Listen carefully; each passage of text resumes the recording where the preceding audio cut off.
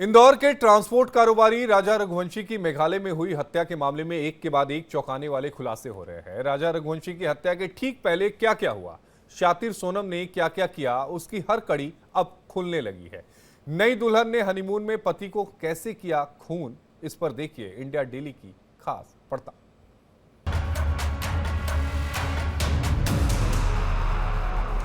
राजा रघुवंशी हत्याकांड से जैसे जैसे परतें निकल रही हैं, वैसे वैसे जो तस्वीरें सामने आ रही हैं, जो कहानी सामने आ रही है और जो जांच रिपोर्ट सामने आ रही है, वो हैरान करने वाली है, वो परेशान करने वाली है। क्योंकि सोनम जो पहले पीड़ित समझी जाती थी, असली मास्टरमाइंड वही निकली।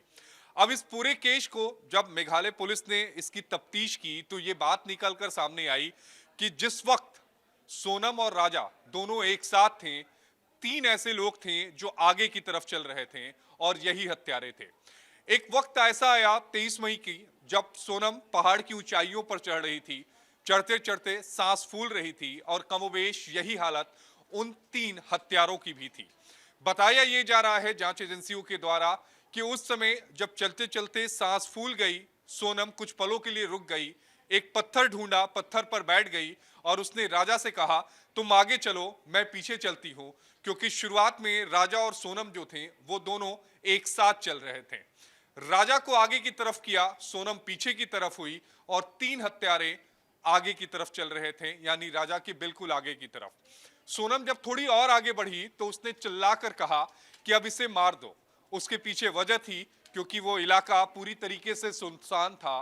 दूर दूर तक ना कोई आदम, ना कोई आदमजात, केवल पक्षियों की एक चड़चड़ाहट थी, उनकी आवाज थी और एक खामोशी वहां पर थी। और उसी समय उसके कत्ल की जो साजिश थी उसे पूरा किया गया। उन हत्यारों ने इस बात से भी कहा, जिन पर हत्या का आरोप है, कि अभी नहीं मार सकते। तब सोनम ने कहा, क्या तुम्हें 20 लाख रुपए नहीं चाहिए? और उसके बाद राजा के पर्स में जो पैसे पड़े हुए थे, जो 10,000 से ज्यादा थे, वो उसी समय उन्हें दिया गया। शुरुआत में जो डील हुई वो डील थी 50,000 रुपए के लिए, कि 50,000 शुरुआत में मिलेंगे और काम खत्म होने के बाद 20 लाख रुपए। राजा ने जो जेवरात पहने थे, जो गहने पहने थे, वो सारे गहने उन हत्या के आरोपियों को सोनम ने दे दिए। चूंकि किराए पर एक स्कूटी ली थी और उसी किराए की स्कूटी के साथ ये सभी आरोपी वापस आते हैं और इस हत्याकांड को अंजाम दिया जाता है। कई ऐसे सवाल हैं जिनके जवाब अभी नहीं मिले हैं कि आखिर 16 दिन तक सोनम कहां थी, कैसे ये तीनों वहां से हत्याकांड को अंजाम देने के बाद वापस अपने अपने घरों में आ जाते हैं। ये वो तमाम सवाल हैं जिनके जवाब जब इनसे पूछताछ होगी शिलोंग पुलिस की, तब वो जवाब मिलेंगे और पूरी जो कहानी, अभी तस्वीर हमें धुंधली नजर आ रही है, उस धुंधलेपन से एक चादर हटेगी, वो तस्वीर साफ हो पाएगी कि आखिर सोनम 16 दिनों तक कहां थी और ये तीनों आरोपी आखिर पहुंचे कैसे और हत्याकांड को अंजाम किस तरीके से दिया गया। 23 मई को दोपहर 1:30 बजे राजा की हत्या हुई। अब आपको सिलसिलेवार तरीके से बताते हैं कि सोनम ने कब कब हत्या के दौरान जो है फोन पर बात की, कहां कहां वो गई और इस इन्वेस्टिगेशन में मेघालय पुलिस को कैसे मदद मिली। 1:30 बजे जब उसने राजा की हत्या की, उसके कुछ देर बाद ही उसने अपनी सास के साथ फोन पर बात की थी। वो ऑडियो भी हमने आपको सुनाया था, जिस ऑडियो के अंदर वो बता रही थी कि उसका व्रत है, एकादशी का उसने व्रत रखा था, जिसमें वो ये भी जिक्र कर रही थी कि उसने कुछ नहीं खाया है क्योंकि उसका व्रत है। और 1:30 बजे के बाद जब वो अपनी माँ से बात कर रही थी, अपनी सास से बात कर रही थी, तो सास ने राजा से बात करने के लिए उसे कहा कि मेरी बात जो है वो राजा से कराओ। उस ऑडियो में उसने कहा कि राजा से मेरी बात कराओ।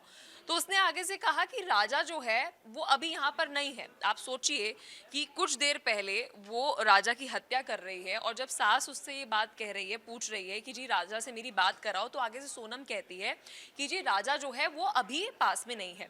फिर उसके बाद हम बात करते हैं उस होटल के कैफेटेरिया में जहाँ पर उसने खाना खाया। अगर हम बात करें कैफेटेरिया में जो लोग मौजूद थे, उन्होंने ऑन रिकॉर्ड ये पुलिस को ये बात कही है कि जी देखिए वो यहाँ पर अकेले खाना खाने के लिए आई थी। यानी कि आप देखिए दोपहर 1:30 बजे जब उसने ये बात कही कि अपने फ़ोन पर जब वो अपनी सास के साथ बात कर रही है और ये कह रही है कि जी मेरा व्रत है, और ये बात जो है ऑडियो निकल कर सामने आई और इसके ऊपर पुलिस ने जब इसे जोड़ा थोड़ा सा, आप देखेंगे, आप इसे कनेक्शन बना पाएंगे कि पुलिस ने कैसे इन्वेस्टिगेट किया होगा। कि पहले वो कह रही है एकादशी का मेरा व्रत है, मैंने कुछ नहीं खाया है, और कुछ देर बाद जब कैफेटेरिया के अंदर वहां पर जो लोग मौजूद थे उन्होंने कहा कि सोनम अकेले आई थी और यहाँ पर उसने बैठकर खाना खाया। फिर इस पूरे डॉट्स को कनेक्ट करके मेघालय पुलिस ने इन्वेस्टिगेशन की। अगर हम 23 मई की बात करें तो 1:30 बजे के बाद एक बार सोनम ने अपनी सास के साथ बात की, उसके बाद उसने कैफेटेरिया के अंदर खाना खाया जहां पर वो अकेले पहुंची, और फिर मेघालय पुलिस को शक हुआ कि ये कैसे हो सकता है, और फिर उसके बाद आगे की इन्वेस्टिगेशन जो है वो पुलिस ने बढ़ाई। इंदौर के राजा रघुवंशी और सोनम रघुवंशी के मामले में लगातार नए नए खुलासे जो हैं वो हो रहे हैं और इसमें अब तक 4 और आरोपियों की गिरफ्तारी हो चुकी है। यानी कि कुल मिलाकर के सोनम रघुवंशी को ले लिया जाए तो 5 आरोपियों की गिरफ्तारी अब तक हो चुकी है, जिसमें मास्टरमाइंड सोनम रघुवंशी है जो कि राजा रघुवंशी की पत्नी थी। और जब वो हनीमून मनाने के लिए गए थे उस वक्त उन्होंने इस साजिश को अंजाम दिया है। किस तरह से ये पूरी साजिश रची गई इसको लेकर के अब धीरे धीरे करके खुलासा हो रहा है, जिसमें इंदौर पुलिस सूत्रों के अनुसार जो जानकारी निकल करके सामने आ रही है कि जिन 4 आरोपियों को गिरफ्तार किया गया है तो वो चारों आरोपी धीरे धीरे लगातार राज को जो है वो गल रहे हैं, बता रहे हैं कि किस तरह से उन्होंने इस साजिश को अंजाम देने के लिए सोनम रघुवंशी और साथ ही राज कुशवाहा, जिनका नाम लगातार सामने आ रहा है, जिनकी गिरफ्तारी हो चुकी है, उन्होंने पूरी प्लानिंग जो है इसको लेकर के की है। लेकिन अब जो खबर हम आपको बताने जा रहे हैं 6 मिनट, वो 6 मिनट राजा रघुवंशी के मौत के पहले के 6 मिनट है, जिसको लेकर के अब एक नई कहानी जो है वो सामने आई है, जिसमें सोनम रघुवंशी ने ही इशारा किया उन हत्यारों को कि इनकी हत्या कर दो, और वो जोर से चिल्लाती है, कहती है कि इसे मार डालो। ये 6 मिनट जो है वो किस तरह से बीते हैं राजा रघुवंशी पर और क्या कुछ वहां रहा, वो पूरी जानकारी हम आप तक पहुंचाएंगे। और ये हम आपको बता रहे हैं कि किस तरह से इशारा उसने किया, और इतना ही नहीं, सोनम ने इन्हीं आरोपियों के साथ होटल में भी वो रुकी थी। मेघालय में राजा रघुवंशी की हत्या एक सुनियोजित साजिश के तहत इसे अंजाम दिया गया और इसमें मुख्य जो रूप रहा वो सोनम रघुवंशी का रहा। जी हाँ, दरअसल जिस तरह से खाई में मारकर फेंकने से लेकर उसके बाद की जो पूरी पटकथा है वो पूरी सोनम रघुवंशी के माध्यम से लिखी गई थी। बताया जा रहा है कि जिस दौरान आरोपियों ने राजा रघुवंशी पर हमला किया उस दौरान राजा रघुवंशी ने आरोपियों से अपना बचाव करने की भी कोशिश की, वो आरोपियों से लड़े भी थे क्योंकि वो गंभीर रूप से घायल हो गए थे, लेकिन राजा रघुवंशी ने हार नहीं मानी और इसके बाद में मुख्य रूप से अपनी भूमिका निभाई सोनम रघुवंशी ने बाकायदा उन आरोपियों को कहा कि इसे मार डालो। बताया यह भी जा रहा है कि सोनम रघुवंशी ने ही उन आरोपियों की मदद की थी राजा रघुवंशी को खाई में फेंकने को लेकर। हालांकि उसके बाद में कई तरह की अलग अलग बातें जरूर कही जा रही हैं, लेकिन मेघालय पुलिस की तरफ से जो जानकारी सामने आई है उसमें यह स्पष्ट हो जाता है कि सोनम रघुवंशी ही एक महत्वपूर्ण भूमिका निभाती हुई नजर आई थी राजा रघुवंशी की हत्या को लेकर। हालांकि ये भी कहा जा रहा है कि सोनम रघुवंशी जिस तरह से हत्या को अंजाम देने के बाद में अपने साथियों के साथ में